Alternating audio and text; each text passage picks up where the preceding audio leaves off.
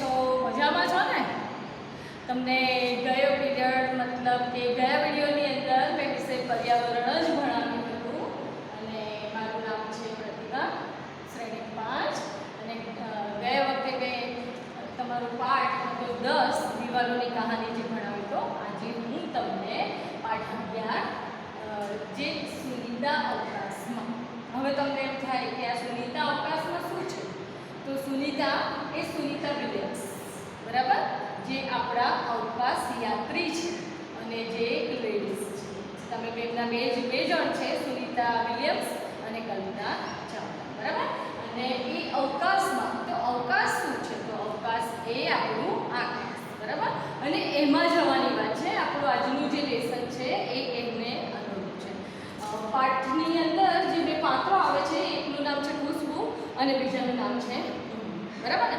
હવે તમે ચોપડીની અંદર તમે જોઈ શકો છો પાના નંબર 99 પર તમને ઉમંગ અને ખુશ્બુ દેખાય છે. આ રહ્યા, દેખાય ને? આ રહ્યા બંને.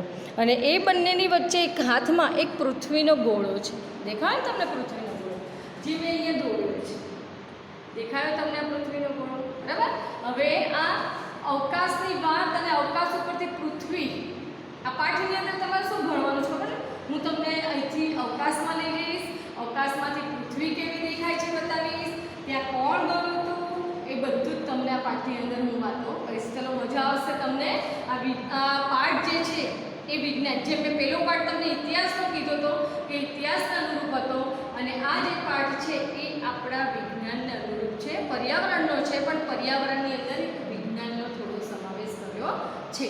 તો આ પાઠની અંદર ઉમંગ અને ખુશ્બુ આ બંને પૃથ્વીનો ગોળો હાથમાં લઈને બેઠા છે અને બંને વાત રમી રહ્યા છે. પૃથ્વીનો ગોળો એ આવી રીતે છે, તમે આજે છે ને ગોળ ગોળ આમાં ફેરવો તો એ આ ધરી પર ગોળ ગોળ ફરે છે. તમે તો 5મા ધોરણ છો, પણ આગળના ધોરણમાં જશો ત્યારે આવશે જ તમારે ભણવાનું કે પૃથ્વી પોતાની ધરી પર ગોળ ગોળ ફરે છે, 24 કલાકમાં એક આંટો પૂરો કરે છે. આ બધું જ તમારે ભણવામાં આવી ગયું છે. અને પૃથ્વી જેમ ફરતી છે એ સહેજ નમેલી છે, બરાબર. આપણે તો કદી તમે જોઈ નથી ને પૃથ્વીને, આવી રીતે આપણે જોઈ છે પણ આમ નજીકથી જોઈ નથી. તો એ આપણને કોણ બતાવે છે? તે આપણને બતાવશે આ સુનિતા. તો સુનિતા કોણ છે? તો સુનિતા વિલિયમ્સ, જે આપણા અવકાશ યાત્રી છે અને જે આપણને આ પાઠની અંદર પૃથ્વી પરથી અવકાશમાં અને અવકાશ પરથી પૃથ્વીનું દર્શન આ પાઠની અંદર કરાવશે ને એમની વાતચીત છે એ આ પાઠની અંદર સમજવાની છે. તો જો એ 6 મહિના એ બંને રમી રહ્યા છે, ઉમંગ અને ખુશ્બુ, અને વાતચીત કરે છે. જે બંને વાતચીત કરે છે ને ખુશ્બુ એમ કહે છે કે ઉમંગ, તને ખબર છે કે જે સુનિતા વિલિયમ્સ છે ને એ 6 મહિના સુધી, એટલે 6 મહિના કરતાં વધારે અવકાશમાં રહેલા છે. હવે તમને એમ થાય કે ભાઈ આપણે મામાના ઘરે જવું હોય તો બાય પ્લેન, ટ્રેન એવી રીતે જઈ શકે છે ને, પણ ત્યાં પ્લેન અને ટ્રેન જતું નથી. ત્યાં જવા માટે અવકાશયાન હોય છે અને એમાં જવું પડતું હોય છે. એના દ્વારા એની ઉપર જવાતું હોય છે. તો અહીંયા આ પાઠની અંદર આપણે એને ભણીશું. તો એ બંને વાતો કરે છે. ઉમંગ એમ કહે છે કે ગોળા સામે જોઈને એમ કહે છે કે અહીંયા જો, અહીંયા અમેરિકા અને આફ્રિકા પણ છે, તો અવકાશ ક્યાં છે? અહીંયાથી અવકાશ છે એમ પ્રશ્ન પૂછે છે. તો ખુશ્બુ એમ કહે છે કે આકાશ, તારા, સૂર્ય, ચંદ્ર બધા અવકાશમાં છે અને પૃથ્વી પણ અવકાશમાં છે, બરાબર. આ બધું જ ક્યાં છે? અવકાશમાં છે, પણ આપણે ત્યાં જવું પડે. એ કંઈ અહીંયા છે નહીં, આપણે તો બધા પૃથ્વી ઉપર છે. તો ઉમંગ કહે છે કે હા, આ સુનિતા વિલિયમ્સ અવકાશયાનમાં ગયા હતા, મને પણ ખબર છે. એ લોકો વાતચીત કરે છે બંને, અને એમ કહે છે કે મેં આવું બધું ટીવીમાં જોયું હતું. બાળમિત્રો, તમે ટીવી જોતા હશો, અત્યારે તો ગૂગલ છે, ટેબ્લેટ ફોન છે, લેપટોપ છે, તમારી પાસે જે પણ અવેલેબલ હોય એમાં તમે ગૂગલ પર સર્ચ કરીને પણ આ બધું જ તમે સર્ચ કરો તો તમને વિડીયો ફટાફટ એના જોવા મળશે. સુનિતા વિલિયમ્સના પણ વિડીયો તમે કહેશો તો તમને જોવા મળશે. તો કહે છે કે હા, મને ખબર છે. તો ખુશ્બુ કહે છે કે ત્યાંથી પૃથ્વી આ ગોળા જેવી ગોળ દેખાય છે. આ ગોળો જે છે ને એના જે કે અવકાશમાંથી જ્યારે આપણે પૃથ્વીને જોઈએ છે તો આ ગોળા જેવી કેવી દેખાય છે? ગોળ દેખાય છે. તો પેનથી એને બતાવે છે, એના હાથમાં પેન છે એને બતાવે છે કે પૃથ્વી આવી રીતે ગોળ છે. અને ખુશ્બુ કહે છે કે જો તમને નકશામાં દેખાય છે, અહીંયા આપણો ભારત દેશ છે. તમે ધ્યાનથી જોવું પડે, બહુ જ બારીક બારીક નાના નાના અક્ષરોથી એમાં લખેલું છે અને ત્યાં બતાવે છે કે અહીંયા જો આ ભારત દેશ છે. હવે એમ કહે છે કે આ પૃથ્વી તો ગોળ છે અને એ તો ગોળ ગોળ ફરે છે 24 કલાક પોતાની ધરી પર. તો ઉમંગને આપણે નીચે ના પડી જઈએ? તો ના, આપણે નીચે પડી જતા નથી. એનું પણ એક કારણ છે, આગળ ભણવામાં આવશે એટલે તમને અહીંયા ભણાવું છું. બાળમિત્રો, વૈજ્ઞાનિકો પણ પૃથ્વીના આકાર વિશે સમજાવવામાં ઘણી બધી મુશ્કેલી અનુભવી છે અને એ મુશ્કેલીને દૂર કરવા માટે એક પુસ્તક પણ છે જેનું નામ છે how we found the world earth is round. આ પુસ્તકનું નામ છે ને, પુસ્તકની અંદર આખી પૃથ્વીનો આકાર કેવો છે, કેવી છે, એ છે એના વિશેની સમજ આપી છે. આ પુસ્તક જે છે બાળકો માટે પણ ઉપયોગી છે, પણ સૌથી વધારે શિક્ષકો માટે ખૂબ જ ઉપયોગી છે. બરાબર. હવે ખુશ્બુ એમ કહે છે કે જો આપણે જોઈએ છે કે સૂર્ય, ચંદ્ર, તારા કઈ રીતે દેખાય છે? આપણે કંઈ ગોળાની અંદર છીએ એમ પ્રશ્ન કરે છે, બતાવે છે ને કે સૂર્ય, ચંદ્ર, તારા બધું કઈ રીતે દેખાય છે? આપણે ગોળાની અંદર રહીએ છીએ? પ્રશ્ન પૂછે છે. તો કહે છે કે ના બે, આપણે ગોળાની અંદર રહેતા નથી, આપણે તો ગોળાની ઉપર છીએ અને ઉપરથી આપણને આ બધું અવકાશયાનની અંદર ચંદ્ર, સૂરજ, તારા એમની ગતિવિધિ આપણને દેખાય છે. ગતિવિધિ મતલબ કે એમનું હલનચલન આપણને દેખાય છે. તો જો પૃથ્વી ગોળા જેવી છે તો આપણે નીચે કેમ પડી નથી જતા? એ હલે ને પોતાની ધરી પર, તો આપણે કેમ નથી પડી જતા? તો એવી જ રીતે આર્જેન્ટિનાના લોકો એમ કે આ પૃથ્વી ફરે તો ઉપરથી નીચે જ્યારે એનો ભાગ આવે તો બધા ઊંધા ઊભા રહે, એવો પ્રશ્ન એને મનમાં થાય છે. તો એવું કશું જ હોતું નથી. પૃથ્વી એ સાપેક્ષ છે, સ્થિર છે, મતલબ એ ફરે છે ખરી, પણ એના ઉપરની જે વસ્તુઓ છે જેવી છે એવી ને એવી સ્થિર હોય છે. હવે એના માટે તમે આગળ હું તમને ભણાવું છું, જેમ કે તમને આગળ આવે છે એટલે હું તમને ત્યારે જ ભણાવું કે પૃથ્વી પર શા માટે બધી જ વસ્તુઓ સાપેક્ષ અને સ્થિર એવી ને એવી છે કે એ વસ્તુઓ ઉપર નથી જતી અને નીચે આવે છે, ઊંધી નથી રહેતી, જેમ છે એમને એમ રહે છે. એ હું તમને હમણાં ભણાવું છું. જો પાના નંબર 101 ઉપર તમને અવકાશમાં રહેવાનો સુનીતાનો અનુભવ. આ સુનીતા વિલિયમ્સ છે, તમને એનો ફોટો પુસ્તકની અંદર દેખાશે. તમે ભણતી વખતે આ પુસ્તકનો જોડે ઉપયોગ કરીને બેસજો. અને તેમણે પોતાનો અનુભવ આની અંદર લખ્યો છે કે જ્યારે એ અવકાશયાનમાં જાય છે ને, સ્પેસ શટલ, એ કંઈ વિમાન દ્વારા કેવી રીતે અવકાશમાં જતા નથી, એ સ્પેસ દ્વારા એ જાય છે. અને એ વખતે એ અવકાશયાનની અંદર એ પોતાના અનુભવ કહે છે કે અવકાશયાનની અંદર કેવું થાય છે. તો અવકાશયાનની અંદર એક જગ્યાએથી બીજી જગ્યાએ જવા એકદમ ઝડપી જઈ શકાય, કારણ કે ત્યાં લોકો બધા હવામાં તરતા હોય છે. જેમ જેમ ઊંચે જઈએ એમ 0 મતલબ ડિગ્રી પર એકદમ હવામાં એ હોય છે અને ત્યાં બધી જ વસ્તુ હવામાં ઉડતી હોય છે. આ બેન્ચીસ છે, આ ખુરશી છે, હું હોઉં કે તમે હો, આપણો મોબાઈલ બી હોય તો હવામાં સીધો તરતો જ હોય છે. સુનીતા વિલિયમ્સ એમ પણ કહે છે કે ત્યાં અમારે કે મોઢું ધોવા માટે કે હાથ પગ ધોવા માટે પાણી નામ લેવા ના જવું પડે, પાણી બિંદુ સ્વરૂપે પડે છે અને એને અમે કપડાં કે ટીશ્યુ એના દ્વારા એને ભીનું કરી અને પછી એને મોઢું લૂછીએ છીએ. એટલે કે પાણીના બિંદુઓ પણ હવામાં તરતા હોય છે. એ જ રીતે બીજી વસ્તુ પણ એમ કહે છે કે અમે ડાઇનિંગ ટેબલ ઉપર પેકેટ ખાવા જઈએ ને, તો પેકેટ જે હોય છે ને એ ડાઇનિંગ ટેબલ ઉપર સ્થિર ન પડી રહે, હવામાં તરતા હોય છે અને ખાવા હોય તો એને પકડવું પડે. હવે આપણને પ્રશ્ન થાય કે એ જે સ્પેસ છે, અવકાશમાં હોય છે તો આ બધી તો વસ્તુ ઉડતી હોય છે. સુનીતા વિલિયમ્સ પોતે પણ હવામાં મતલબ કે તરતા હોય છે. તો એમના પોતાના વાળ પણ તમે જુઓ, હવાના કારણે એમના વાળ, એ કે હું મારા માથામાં કાંસકો પણ મારતી નથી, મારા વાળ આમ ઊભા રહેતા હતા. હવે આપણને એમ થાય કે એ બધી તો વસ્તુ ચલો બરાબર છે, પણ આપણી સામાન્ય ક્રિયાઓ જેમ કે આપણે જમવાનું તો ચલો કે આમ હવામાં ઉડતા જમી લઈએ કે કંઈક પ્રયત્ન કરીએ, પણ આપણને વોશરૂમ જવું છે કે આ તે હોય તો એના માટે આપણે શું કરવું પડે? તો ત્યારે આપણે પોતાની જાતને બાંધવી પડે છે. જેમ તમે ગાડીમાં સીટ બેલ્ટ બાંધો છો ને, સુવિધા હોય છે ને ગાડીમાં, 4 વ્હીલ ગાડીમાં જ્યારે તમે બેસો છો તો તમને સીટ બેલ્ટ બાંધવામાં આવે છે. તમે વિમાનમાં બેસો ત્યારે શા માટે? તો હવાની અંદર જ્યારે તમે વધારે પડતા એ થતા હોય ત્યારે. તો સુનીતા વિલિયમ્સનો પોતાનો એમણે અનુભવ કીધો કે અવકાશયાનની અંદર કાગળો પણ ઉડીને દિવાલ પર ચોંટી જાય, વસ્તુઓ પણ ઉડી જાય, માણસ પણ હવામાં તરતા રહે.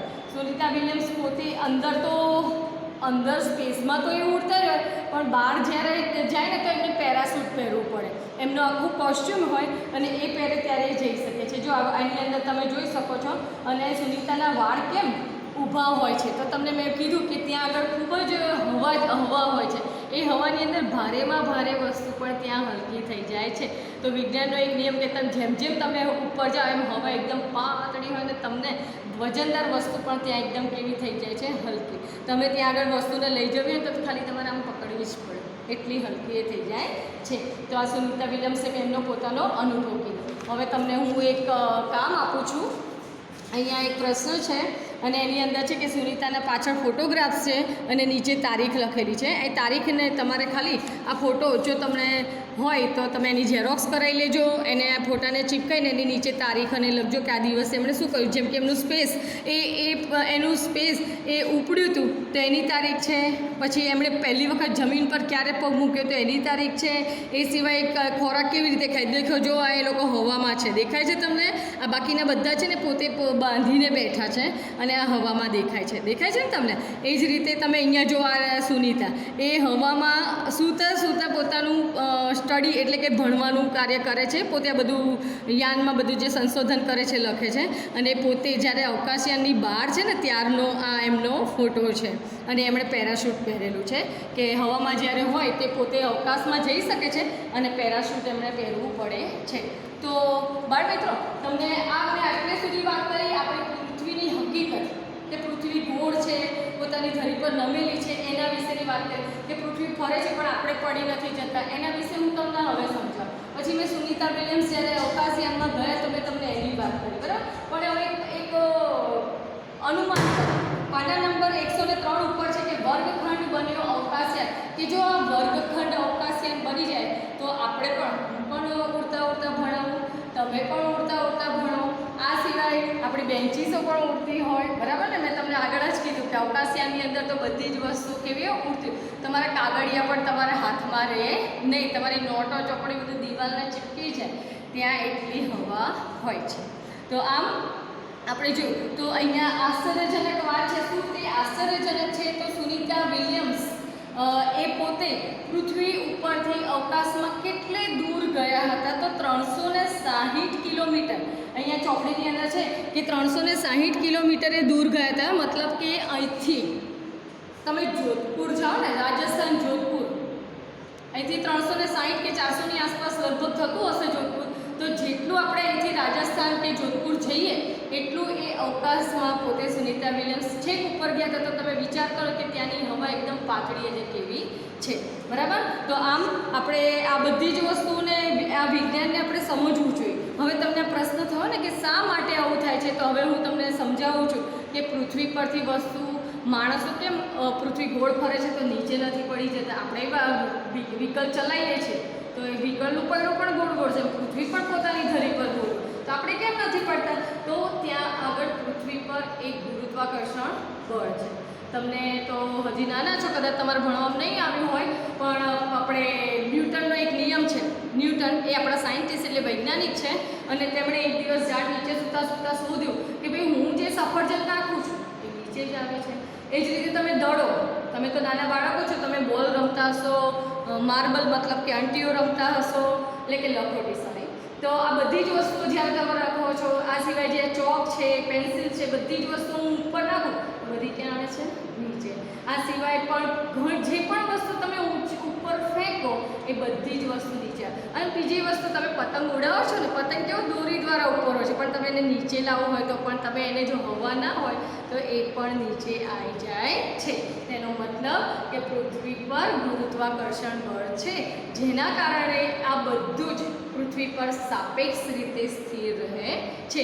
એટલે આપણે પડી પણ નથી જતા અને બધી જ વસ્તુઓ, કોઈ વસ્તુ ઊંધી નથી હોતી, બધી જ વસ્તુઓ સીધી હોય છે, બરાબર ને બાળકો?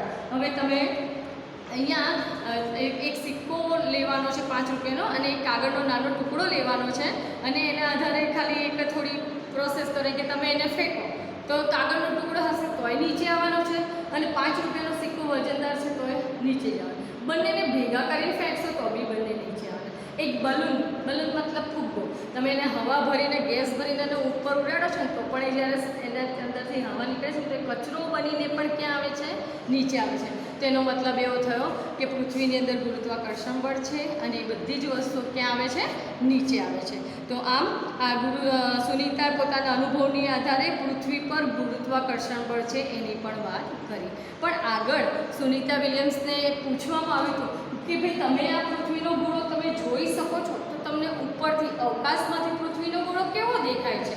તો એમને પૂછતા એમણે કીધું હતું કે મને તો અવકાશમાંથી ફક્ત પૃથ્વીનો ગોળાની અંદર મને તો દરિયો અને જમીન જ દેખાતા, મતલબ કે પાણી દેખાતું હતું અને જમીન દેખાતી. મને કોઈ રાજ્ય, કોઈ શહેર કે શહેરની રાજ્યની કોઈ સરહદ કે મને દેખાતી નથી. હવે તમને એમ થાય કે આ બધું જે સરહદો છે, આ બધું જે છે એ આપણે બનાવેલું છે. નકશાની અંદર આપણને ક્યાંય દેખાતું નથી, દૂરથી તો આપણને અવકાશમાંથી નથી દેખાતું, પણ આ બધું જ મનુષ્ય અહીંયા એને પોતે એક સરહદ બનાવી છે, એ કંઈ બનેલી હોતી નથી. આમ પૃથ્વીના ફોટોગ્રાફ્સ છે અવકાશયાનમાંથી આપણે, તમે જુઓ પાના નંબર 105 ઉપર પૃથ્વી પરથી અહીંયા એનો ફોટોગ્રાફ્સ લીધેલો છે પૃથ્વીનો. દેખા, અવકાશયાનમાંથી આ પૃથ્વીનો ફોટોગ્રાફ્સ લીધેલો છે. આમ તો પૃથ્વીનો ગોળો જ્યારે તમે અડો તો લીસો દેખાશે અને તમને એમ થાય કે અહીંયા પણ આમ તો ખરેખર તે આવી રીતે છે. એને પૃથ્વીનો ગોળો તો દેખાય છે, હજારો વર્ષનો આ જૂનો ગોળો છે અને વૈજ્ઞાનિકોએ આ ગોળાને અવકાશમાંથી એને આ ચિત્ર લીધેલું છે અને તેનું જે રિયલ ચિત્ર ઓરિજિનલ એ આ રીતનું છે. એટલે એની અંદર તમે દરિયાઓ, જમીનને બધું જોઈ શકો છો. સરહદો ક્યાંય હોતી નથી, પણ આની અંદર સરહદો દેખાય છે. હવે સુનીતા જ્યારે અવકાશમાંથી પૃથ્વીને જોતી હતી ત્યારે તેને પાકિસ્તાનને અલગથી ઓળખી શકી નથી. ઉપરથી એ અવકાશમાંથી એમ ના જોયું ને કે અહીંયા ભારત છે, અહીંયા ભારતની બાજુમાં આવેલો પાકિસ્તાન છે કે ચીન છે કે અમેરિકા છે, ઓસ્ટ્રેલિયા છે, આફ્રિકા છે, એવા બધા દેશો ઉપરથી જોઈ શકતા નહોતા. ફક્ત એમને જમીન અને પાણી જ દેખાતા હતા. પૃથ્વી પર આપણને આ બધી સરહદોને આ બધું નજીકથી દેખાય છે અને નજીક જોવું પડે છે. તો તમે શાળાની અંદર તમારી પૃથ્વીનો ગોળો હશે, ના હોય તો બાળમિત્રો તમે ગૂગલ પર સર્ચ મારજો પૃથ્વીનો ગોળો, એમાં ભારત અને ભારત વિશેની તમામ માહિતી એની અંદર તમને આપેલી છે કે ક્યાં દરિયા છે, કેવી રીતના નકશાની અંદર ક્યાં ભારત, ચીન આવેલું છે, ક્યાં પાકિસ્તાન આવેલું છે, આ બધું જ દેખાશે. બરાબર? તો કે છે જો ગોળા પર બે દેશો વચ્ચે સરહદો જોવા મળે તો આવી સરહદો પૃથ્વી પર પણ છે. તો ગોળા પર તો નથી, મતલબ કે પૃથ્વી પર આપણે નજીકથી આપણે જમીન પર એને સરહદો દોરેલી દેખાય છે, બાકી પૃથ્વીના ગોળા પર આવું કે છે નહીં. બરાબર? આમ અહીં આપણે બે રાજ્યો વચ્ચેની સરહદો જોઈ શકીએ છીએ. હવે ભારત, મેં તો આ દુનિયાના નકશાની એટલે કે પૃથ્વીના ગોળાની વાત કરી અને આ તો હવે હું ભારતના નકશાની વાત કરું કે તમે પૃથ્વીના ગોળાની અંદર તમને પોતાની ભારતનો નકશો અલગ પણ મળશે. તમે એની અંદર જોજો અથવા ગૂગલ પર સર્ચ કરજો, ભારતનો નકશો આવશે, એમાં બધા રાજ્યો શોધજો. આપણે ગુજરાતી છીએ ને, આપણે ગુજરાત રાજ્યમાં રહીએ છીએ. બરાબર? ભારતની પશ્ચિમે રહે છે, આપણી નજીક દરિયા કિનારો છે અને આમ આપણા ગણિતની અંદર ધોરણ 5ના ગણિતની અંદર પણ બીજા સત્રના એક ચેપ્ટરની અંદર પણ ભારતનો નકશો આપેલો છે અને તેનો આખો ઉલ્લેખ છે કે એની ઉત્તરે રાજસ્થાન છે અને એ બધું જ ત્યાં સમજાવવામાં આવેલું છે આપણી ભારતના નકશાની અંદર. હવે બાળમિત્રો, તમને થયું કે આટલી સુધી મેં તમને પૃથ્વીના ગોળા વિશેની વાત કરી, અવકાશયાનોથી સુનીતા વિલિયમ્સ તો પોતાનો અનુભવ કીધો, એમણે વર્ગખંડની મેં તમને વાત કરી કે વર્ગખંડ જો અવકાશયાન હોય તો બધી જ વસ્તુ પૂરતી હોય. આશ્ચર્યજનક એક વાત કીધી કે જોધપુરમાં આપણે જઈએ એટલે દૂર સુનીતા વિલિયમ્સ અવકાશયાનમાં ગયા હતા અને સરહદો, હકીકતમાં સરહદો ક્યાંય છે તો મેં તમને કીધું કે દૂરથી આપણને ચીન અને પાકિસ્તાન, ભારત એવું કશું દેખાતું નથી, નજીકથી આપણે આ સરહદોને જોઈ શકીએ છીએ. બાકી સુનીતા વિલિયમ્સ એમ કહે છે કે અવકાશમાં આવી કોઈ સરહદોની ઉલ્લેખ છે નહીં. હવે ભારતમાં નકશો પણ મેં તમને કીધું કે ભારતના નકશાની ઉત્તરે જમ્મુ કાશ્મીર, દક્ષિણે તમિલનાડુ, પશ્ચિમ બંગાળ, મધ્યમાં મધ્યપ્રદેશ, પશ્ચિમમાં ભારત, ગુજરાત, આ બધું જ આપણે ભારતના નકશાની તમને વાત કરી. એવી રીતે હવે આકાશ તરફ જુઓ. બાળમિત્રો, તમને આકાશ તરફ તમે આંખો બંધ કરો, નાનપણથી જ જ્યારે આપણે નાના હોઈએ છીએ ત્યારથી આપણને આપણો સૌથી પહેલો સંબંધ જો કોઈ મમ્મી પપ્પા કે દાદા દાદી શીખવાડતા હોય તો આપણને એક જ સંબંધ કે સૂરજ આપણા દાદા અને ચંદ્ર આપણા મામા, એ બંને સંબંધ આપણને આપી દીધેલા છે. એટલે આપણે જોઈએ છીએ કે આ બધા જ સંબંધો તો સૂરજ દાદાને અને ચંદ્રને આપણે જોતા જ હોઈએ છીએ. તમે આગળ કે જેમ સૂરજ એક પોતે તારો જ છે, બધા તારાઓ જેમ તમે આકાશમાં જોઈ શકો છો રાત્રે, એવી રીતે સૂરજ પણ એક તારો જ છે, પણ એ પૃથ્વીની એકદમ નજીક છે માટે મોટો દેખાય છે અને એનું તેજ બહુ છે માટે આપણે પૃથ્વી ઉપર એનું તેજ એટલે કે અજવાળો આપણને મળે છે માટે દિવસે આપણે અજવાળા માટે લાઇટનો ઉપયોગ ઓછો કરીએ છીએ, બરાબર. તો આવી જ રીતે આ તમને મેં રાત્રે આકાશમાં ઝબકતા તમે તારા પણ જોયા હશે, સૂરજને ચંદ્ર જોયું છે. તમને બધાને ખબર છે કે ચંદ્રને પોતાનું તેજ છે નહીં. સૂરજ દાદા સંધ્યા ટાઈમે આથમે છે, પોતાના ઘરે જાય છે તો પાછળ એ ચંદ્રની પાછળ ઊભા રહીને પોતાનું તેજ ચંદ્રને આપે છે અને રાત્રે આકાશમાં ચંદ્રમાં દેખાય છે.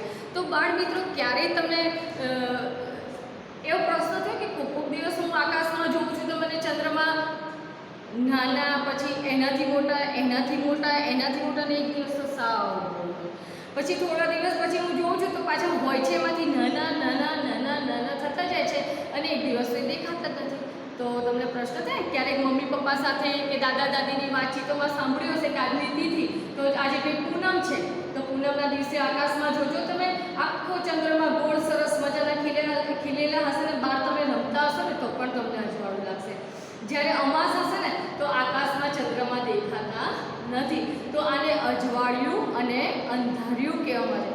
જ્યારે ચંદ્રમાં આકાશમાં આવે તો એ 15 દિવસ એટલે કે મહિનાના આપણે 30 દિવસ હોય છે એની તિથિને આપણે એકમ, બીજ, ત્રીજ, ચોથ એવી રીતે ગણીએ તો અમાસ, પૂનમ અને પૂનમ પછી પાછી એકમ, બીજ, ત્રીજ, ચોથ, પાંચમ, છઠ એવી રીતે અમાસ આવે છે. એટલે 15 દિવસનું પખવાડિયું હોય છે અને આ પખવાડિયાની અંદર જો અજવાળિયું હોય તો એ ટાઈમે ચંદ્ર એ પોતે નાનો હોય છે, પછી એમાંથી મોટો મોટો મોટો થાય છે.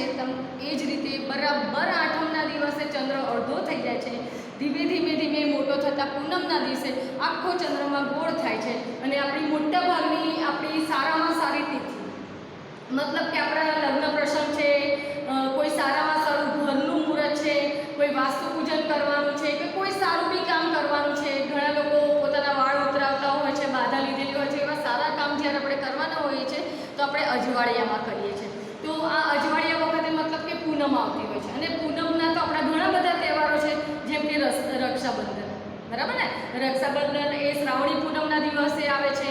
એ જ રીતે દરિયા કિનારાના ખેડૂતો પણ એ શ્રાવણી પૂનમના દિવસે દરિયાને પૂજા કરીને પોતાનું કામ શરૂ કરે છે. પૂનમના દિવસના આપણા ઘણા બધા તહેવારો છે. તો એ અજવાળિયાના. એવી જ રીતે અંધારિયામાં પણ આપણે જોઈ શકીએ કે પાછળના 15 દિવસ જે ચંદ્ર આખો ગોળ થયેલો હોય છે અને એ ચંદ્ર ધીમે ધીમે ધીમે ધીમે ધીમે એ નાનો થતો જાય છે, એટલે કે એમાંથી અડધો અડધો થતો જાય છે. બરાબર આઠમના દિવસે અડધો થઈ જાય છે કે અડધો એ દેખાતો નથી અને પછી પાછા અમાસ આવે છે અને અમાસના દિવસે તમે આકાશમાં જઈને જોશો તો તમને બાળ મિત્રો થશે કે આજે કેમ આટલું બધું અંધારું છે.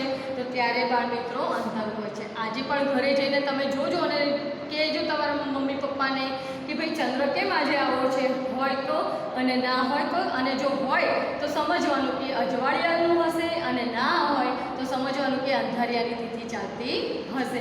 તો આમ અમાસના દિવસે ચંદ્ર આકાશમાં ક્યારેય દેખાતો નથી, બરાબર. તો આ અજવાળિયા અને અંધારિયાની વાત થઈ. જેવી રીતે સૂરજને ઉગવા અને આથમવાનો સમય હોય છે એવી જ રીતે ચંદ્રનો પણ એનો પોતાનો ઉગવાનો અને આથમવાનો સમય હોય છે. જ્યારે ઉગવાનો મતલબ કે અજવાળિયું હોય છે ત્યારે એ મોડો ઉગે છે અને જ્યારે અંધારિયું હોય છે ત્યારે એ ઝડપથી આથમી જાય છે, બરાબર. આમ આ જે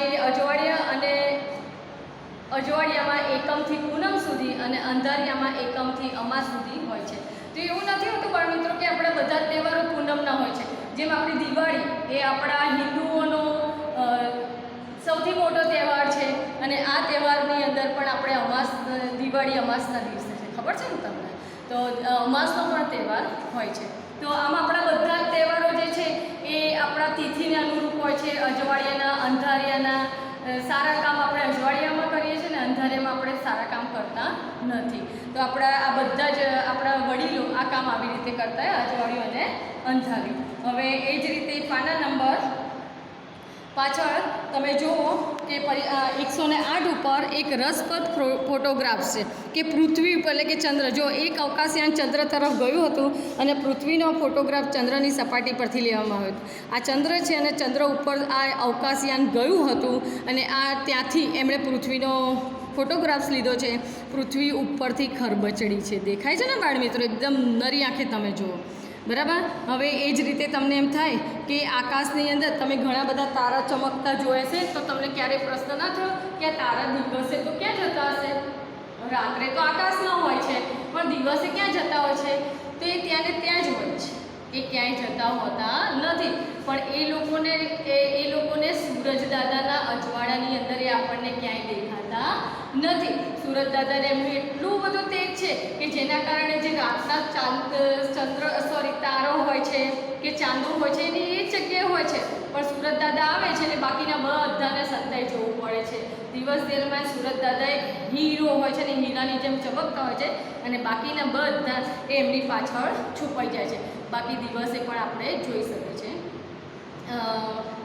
એવી જ રીતે તમે જેમ આપણે પૂંછડીઓ તારો, તો આકાશની અંદર તમે જે ચમકતો તારો છે, ધ્રુવનો તારો, ઉત્તર દિશામાં ઉગે એને ધ્રુવનો તારો કહેવાય છે. શુક્રનો તારો જે એકદમ ચમકતો તારો હોય છે, બધી માહિતી તમને ખબર છે, પણ તમને એ વાતની ખબર છે કે પૂંછડીયો તારો પણ હોય છે. તો આ પૂંછડીયો તારો એક કૃત્રિમ ઉપગ્રહ છે, એ માણસોએ બનાવેલો છે અને આ જે કૃત્રિમ ઉપગ્રહ છે એ સેટેલાઇટ એટલે કે ચેનલ દ્વારા એ પોતે અવકાશમાં જાય છે અને અવકાશમાંની જે તમામ માહિતી છે એ આપણને અહીંયા આપે છે.